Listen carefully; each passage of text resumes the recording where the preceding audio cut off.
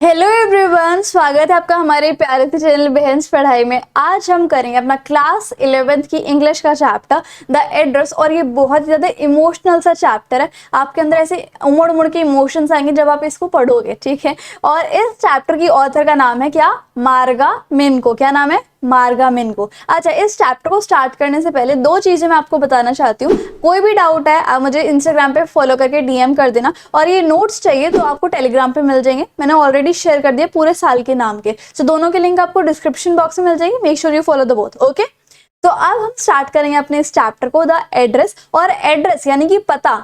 पता कौन सा है ये तो बताओ। अब पता है नंबर 46 मैरकोनी स्ट्रीट। क्या नाम है? Number 46 Marconi street. और ये किसके घर का पता होता है? ये मिसेस डॉर्लिंग के घर का पता होता है, ठीक है। अब थोड़ा मोटा मोटा ऊपर से बता देती हूँ कि इस चैप्टर में है क्या, या फिर इस चैप्टर किस चीज के ऊपर आधारित है, मतलब, ठीक है। तो अब इस चैप्टर के ऑथर का नाम क्या है? मार्गा मिनको। अब मार्गा मिनको यानी कि जो नरेटर है उनकी मम्मी का क्या नाम होता है? एस, ठीक है। मार्गा मिनको की मम्मी का नाम होता है एस। और एस जो है वो ज्यू होती है। क्या होती है? ज्यू। अब एस जो है वो एक लेडी को जानती थी जिसका नाम था मिसेस डॉर्लिंग। हालांकि मिसेस डॉर्लिंग एस की दोस्त नहीं होती, पर हाँ दोनों एक दूसरे को काफी टाइम से जानते थे, ठीक है। और मिसेस डॉर्लिंग क्या थी? नॉन ज्यू थी। अब ये जो स्टोरी है ये थोड़ा बहुत उस टाइम की है जब हॉलैंड में वॉर चल रहा था। क्या चल रहा था? वॉर। ओके, अब स्टार्ट करते हैं अपनी स्टोरी को बिना किसी देरी के। यहाँ पर क्या होता है, अब ये जो कहानी होती है ना वो एक डॉटर की होती है जो अपनी मम्मी का कुछ सामान के लिए ढूंढती रहती है। अब ये क्या होता है, जब वॉर चल रहा था हॉलैंड के अंदर, तो मिसेस एस जो है ना वो बड़ी घबराई हुई थी कि वॉर चल रहा है, युद्ध चल रहा है, अगर मैं मर गई तो क्या होगा, मेरी बेटी का ध्यान कौन रखेगा, या फिर जो मेरे घर है अगर वो वॉर के कारण उड़ गया तो फिर क्या होगा। वो अपने सामान के लिए भी बहुत ज्यादा चिंतित रहती थी कि घर के अंदर जो सामान रखा हुआ है अगर कोई बम वम गिर गया तो घर उड़ जाएगा, और फिर सामान भी जो वो उड़ जाएगा, तो हमारे भविष्य का क्या होगा, और हम जो है वो नहीं बच पाए तो क्या होगा। तो अब एक दिन क्या होता है, मिसेस एस और डॉर्लिंग की मुलाकात होती है, ठीक है। अब यहाँ पर मिसेस एस जो वो अपनी थोड़ी मन की बातें डॉर्लिंग को बताते हैं कि यार मुझे इस चीज की टेंशन रहती है। तो मिसेस डॉर्लिंग और वैसे एस तो फ्रेंड नहीं होते, पर हाँ दोनों एक दूसरे को काफी टाइम से जानते होते हैं। तो मिसेस डॉर्लिंग कहती है कि तू टेंशन ना ले, मैं जो हूँ वो तेरा सारा सामान रख लेती हूँ, वो भी अपने घर में, ठीक है। और जब तू आए मेरे पास कभी भी तो मैं तेरा सारा जो है वो सामान तुझे लौटा दूंगी। इस तरीके से दोनों के बीच में डीलिंग हो जाती है, बात हो जाती है। लेकिन मिसेस एस जो है इतनी खुश नहीं होती, बट उसके पास कोई और ऑप्शन भी नहीं होता अपना सामान देने के अलावा, तो वो दे देती है किसको? मिसेस डॉर्लिंग को, ठीक है। अब यहाँ पर ऐसे से मूविंग स्टोरी, अब ये जो है वो एक मूविंग स्टोरी है एक डॉक्टर की, यानी कि मार्गा मिनको की, जो कि अपने मदर की बिलोंगिंग्स ढूंढने के लिए जा रही होती है, ठीक है। अब जो नरेटर है यानी कि मार्गा मिनको, वो किसकी डॉटर होती है? एस की डॉटर होती है। और मिसेस एस की अनफॉर्चुनेटली डेथ हो जाती है वॉर के अंदर, यानी कि मिसेस एस जो है वो अब नहीं रही। जो नरेटर होती है मार्गा मिनको, वो उस पते पे चली जाती है जिसका नाम क्या होता है? नंबर 46 मैरकोनी स्ट्रीट, है ना, जो कि मिसेस डॉर्लिंग का घर होता है। और वहां पर मिसेस डॉर्लिंग के घर पर उसकी मम्मी के रिलेटेड जितना भी सामान था, या फिर उसके घर का जितना भी सामान था, डॉटर उसे लेने के लिए चली जाती है, ताकि वो हमेशा से अपनी मम्मी का सामान जो है वो प्रिजर्व करके रखे, बचा के रखे, ठीक है। जितने भी यादें उसकी मम्मी से रिलेटेड थी उस सामान के जरिए वो हमेशा उन यादों को अपने पास बचा के रखना चाहती थी। कौन? मार्गा मिनको, ठीक है। अब all this was done with, अब ये जो चीजें थी कि मार्गा मिनको की जो मम्मी एस थी उनके मंजूरी से ही ये काम हुआ था कि मिसेस डॉर्लिंग जो है वो लेके गई थी इतनी सारी चीजें, ठीक है। अगर वो ऐसा नहीं करती तो क्या पता वॉर के कारण वो सारा सामान जो है वो चला जाता, ठीक है। अब यहाँ पर नेक्स्ट पेज देखते हैं। अब जो नरेटर है वो थोड़ा रिकॉल करने लग जाते हैं कि यार मैंने मिसेस डॉर्लिंग को कब देखा था। उन्हें याद रहता है कि हाँ जब वॉर चल रहा था तो मैंने पहली बार मिसेस डॉर्लिंग को देखा था, है ना। और तब क्या होता है, वैसे मार्गा मिनको अपनी मम्मी से थोड़े टाइम के लिए दूर रहती थी किसी काम की वजह से, लेकिन कभी कभी वो आ जाती थी अपने खुद के घर पे। तो जब आई ना मार्गा मिनको अपने घर, तो वो देखती है कि यार मेरे घर का तो हुलिया ही बदल गया। तो उसकी मम्मी ऐसे उनको बताती है कि बेटा मैंने ना कुछ सामान मिसेस डॉर्लिंग को दे दिया है, और ये मिसेस डॉर्लिंग का एड्रेस तू संभाल के रख ले, बाद में तू ले आई हूँ मिसेस डॉर्लिंग से सारा का सारा सामान, ठीक है। सो ऐसे ऐसे उसकी मम्मी जो है बता देती है कि ये मिसेस डॉर्लिंग है, हम दोनों काफ़ी टाइम से एक दूसरे को जानते हैं, मैंने इनको अपना सामान दे रखा है और ये मिसेस डॉर्लिंग के घर का एड्रेस है और जैसे ही वॉर खत्म हो जाएगा तो हम इनके घर से ले आएंगे, ठीक है। सो अब आफ्टर द वॉर नरेटर जो है उसी एड्रेस पे चली जाती है अपनी मम्मी का सारा सामान कलेक्ट करने के लिए, क्योंकि अब उसकी मम्मी की जो है वो डेथ हो चुकी है। अब वो उनको अच्छे से ध्यान होता है, नरेटर को अच्छे से ध्यान होता है कि मिसेस डॉर्लिंग कैसी दिखती हैं, ठीक है। अब वो ध्यान में रखती है कि जो मिसेस डॉर्लिंग है उनकी ना बहुत बड़ी सी कमर थी, ठीक है, ब्रॉड बैक थी। अब जैसे ही टिंग टोंग वाली जो घंटी होती है वो बजाती है नरेटर, फिर आती है मिसेस डॉर्लिंग गेट पर। तो जैसे ही वो गेट पर आते हैं और गेट खोलती हैं तो जैसे ही मिसेस डॉर्लिंग नरेटर को देखती हैं तो उन्हें दिखता नहीं कि हाँ ये कौन, मतलब उन्हें पहचान में नहीं आती नरेटर की ये कौन है, ऐसे ऐसे करके वो शो करती हैं। वो ऐसा शो करती है कि वो नरेटर को पहचान नहीं पाई, लेकिन अंदर ही अंदर वो जान जाते हैं कि हाँ ये उसी की बेटी है, इस तरीके से, ठीक है। दोनों एक दूसरे को एकदम गहरी चुप्पी में देख रहे होते हैं। अब शी सॉ दैट नरेटर, अब नरेटर ने तो किसको पहचान लिया था, मिसेस डॉर्लिंग को, कि हाँ ये मिसेस डॉर्लिंग ही है। कैसे पहचान लिया था, क्योंकि मिसेस डॉर्लिंग ने वही ग्रीन कलर का स्वेटर पहना हुआ था जो एस ने बनाया था, मिसेस एस ने बनाया था, ठीक है। तो वो तो पहचान गई नरेटर की हाँ ये मिसेस डॉर्लिंग ही है, क्योंकि उन्होंने मेरी मम्मी का बनाया हुआ स्वेटर पहना है। लेकिन जो मिसेस डॉर्लिंग थी वो इंटेंशनली तो जान ही गई थी कि हाँ ये नरेटर है, पर ये बच कैसे गई, ऐसे ऐसे करके वो अंदर ही अंदर सोच रही होती है, पर वो ऐसा शो करती है नरेटर को कि वो उसको नहीं जानती है, ठीक है।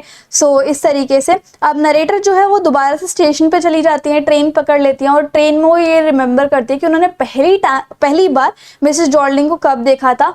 और मिसेस डॉर्लिंग को तो रिमेंबर करने लग जाते हैं ट्रेन में कि उन्होंने पहली बार मिसेस डॉर्लिंग को तब देखा था जब वो उनके घर पे आई थी, और कैसे उनकी मम्मी ने इंट्रोड्यूस किया था कि ये देखो ये मिसेस डॉर्लिंग है, इनके पास हमारा सामान रहेगा तो आप ले आना, ठीक है।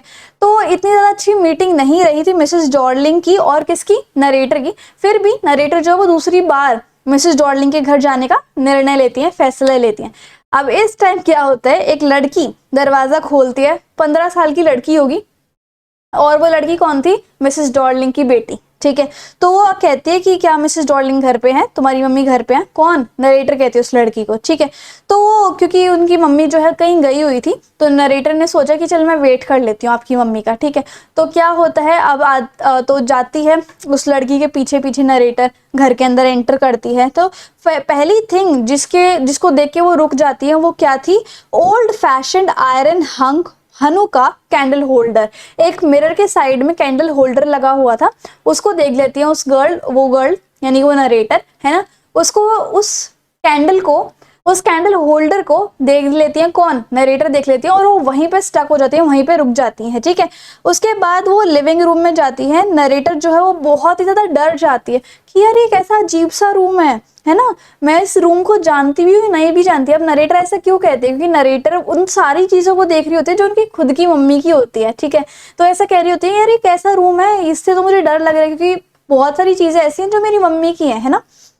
शी फाउंड हरसेल्फ, अब वो जो है इतनी सारी चीज़ों के बीच में थी जो दोबारा से देखना चाहती थी, मतलब सारी चीज़ें जो उसकी मम्मी से बिलोंग करती हैं। लेकिन बहुत अजीब सा एटमॉस्फेयर था उस लिविंग रूम का या फिर उस घर का, है ना। क्यों अजीब सा एटमॉस्फेयर था, क्योंकि इतना गंदा सा फर्नीचर वहाँ पे था, कोई भी चीज़ अच्छे से अरेंजमेंट नहीं कर रखी थी, इतनी गंदी सी स्मेल आ रही थी, जिसकी वजह से नरेटर के मन में ऐसी हॉरिफाइंग सी फीलिंग और ऐसी अजीब सा उनका मूड हो गया था, है ना। उनकी तो हिम्मत भी नहीं हो रही थी नरेटर की कि वो अपने आसपास देखे अपनी मम्मी की बिलोंगिंग्स को देख के, है ना।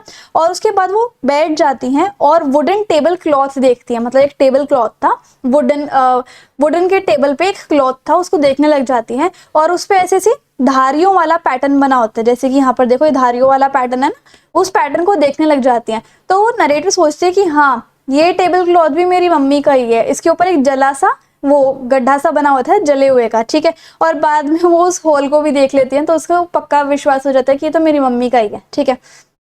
अब जो है वो मिसेस डॉर्लिंग की जो लड़की होती है वो चाय दे देती है किसको, नरेटर को। और वो चाय किस में थी, व्हाइट कलर के पॉट में रखी हुई थी, और उस व्हाइट कलर के पॉट पे एक गोल्डन कलर की बॉर्डर लगा हुआ था उसकी लिड पर, ठीक है। फिर उसके बाद एक डब्बा होता है, उस डब्बे को वो खोलती है, उसके अंदर से स्पून्स निकालती है। नरेटर यानी कि मार्गम इनको कहती है कि हाँ ये डब्बा तो बड़ा अच्छा है तुम्हारा, ठीक है। तो मिसेस डॉर्लिंग की जो बेटी होती है वो कहती है कि हाँ ये सब ना एंटीक्स है, हमारे घर पे बहुत सारे एंटीक्स ऐसे से रखे हुए हैं, महंगे महंगे हैं, और तुम सारी जगह देख सकती हो हमारे रूम में कितने सारे पुराने पुराने इतनी महंगी महंगी चीजें हैं। तो नरेटर जो है वो कहती हाँ हाँ, मतलब मन में कहती है कि हाँ मुझे पता है क्या कहना चाहती हो तुम, ये सारी जो है वो मेरी मम्मी की है, ठीक है।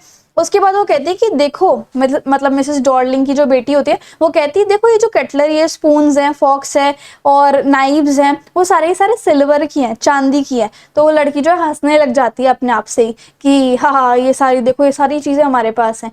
अब क्या होता है, वो थोड़ी साइड में जाती है और उसके बाद ड्रॉर खोलने की कोशिश करती है। ये सब चीजें देखकर सुनकर ऐसे माहौल में नरेटर को जो है ना बहुत बेचैनी सी होने लग जाती है, क्योंकि सारी चीजें उसकी मम्मी से लिंक्ड थी। और जैसे ही वो उन सारी चीजों को देखती है तो उसे अपनी मम्मी की याद आने लग जाती है कि पहले ऐसे ऐसे थी मेरी मम्मी से, इस तरीके से, है ना।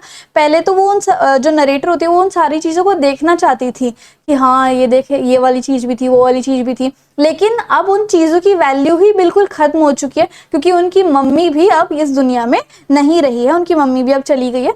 तो उनसे जितना भी कनेक्टेड सामान था उसकी भी अब कोई वैल्यू नहीं, उनकी भी अब कोई वैल्यू नहीं रही है। मोर ओवर देवर यूजलेस। अब वो कहती हैं कि ये सारा सामान जो है वो यूजलेस है, क्योंकि मैं इनको अपने साथ लेके ही नहीं जा सकती, क्योंकि मैं खुद ही एक छोटे से घर में रहती हूँ जो कि रेंट पे है, ठीक है। और मेरे स्मॉल रेंटेड रूम में इतना ज़्यादा जगह नहीं है कि मैं इन सभी कटलरी वगैरह को रख सकूँ, है ना। सो अब वो क्या कहती हैं, उन्होंने एक कंक्लूजन निकाला होता है कि यार मैं ना इस नंबर 46 मार्कोनी स्ट्रीट को भूल जाती हूँ, यही मेरे लिए भला रहेगा, क्योंकि मैं जो हूँ अपनी मम्मी की जो यादें हैं उनको अभी के लिए याद नहीं करना चाहती, और उस वॉर को, उस दुखद टाइम को भी याद नहीं करना चाहती। और मैं यही डिसाइड करती हूँ कि मैं मूव ऑन करूँ, क्योंकि उनकी याद से मुझे बहुत ज़्यादा बुरा लगता है, एंजाइटी फील होती है, और I am not able to move on, इस तरीके से वो सोचती हैं। So she decided that she will forget everything and will try to move on. तो इसी के साथ साथ हमारी ये इमोशनल सी स्टोरी खत्म होती है। एंड आई होप आपको वीडियो अच्छी लगी होगी, मेरे समझाने का तरीका अच्छा लगा होगा। सो इफ यू, और इंस्टाग्राम एंड टेलीग्राम दोनों पे फॉलो कर लेना। So if you like the video and the explanation then please do like, share, comment and subscribe the channel. Thank you so much.